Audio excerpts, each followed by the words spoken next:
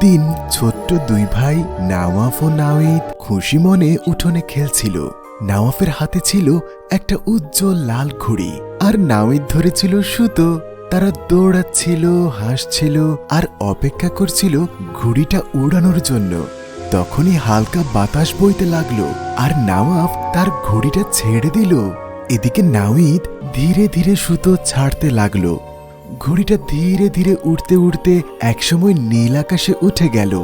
দুই ভাই আনন্দে চিৎকার করলো, ঘুড়িটা কত সুন্দর উড়ছে। হঠাৎ এক শক্তিশালী বাতাস এলো, ঘুড়িটা দুলতে লাগলো। হুট করে সুতোটা নাওয়ীদের হাত থেকে ছুটে গেল।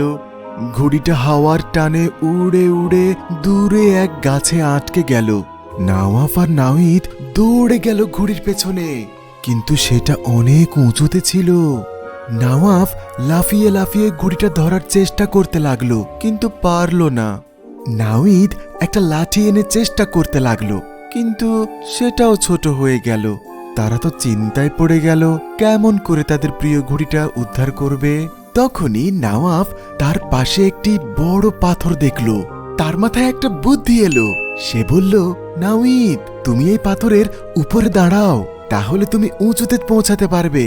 নাওয়ীদ ধীরে ধীরে পাথরের উপরে উঠল আর হাত বাড়িয়ে দিল এবং সে ঘুড়ির সুতোটা ধরে ফেলল।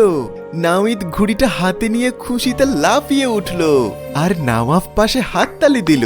তারা একসঙ্গে হাসতে লাগলো, কারণ তারা বুঝতে পেরেছিল বুদ্ধি আর দলবদ্ধ হয়ে কাজ করলেই সব সমস্যার সমাধান সম্ভব। আনন্দে দুই ভাই ঘরে ফিরতে লাগলো, বাড়ি যে তারা নতুন কোনো খেলা খেলবে। আজকের গল্পের শিক্ষা হলো, বুদ্ধি এবং একসঙ্গে কাজ করলে যে কোনো সমস্যার সমাধান করা সম্ভব।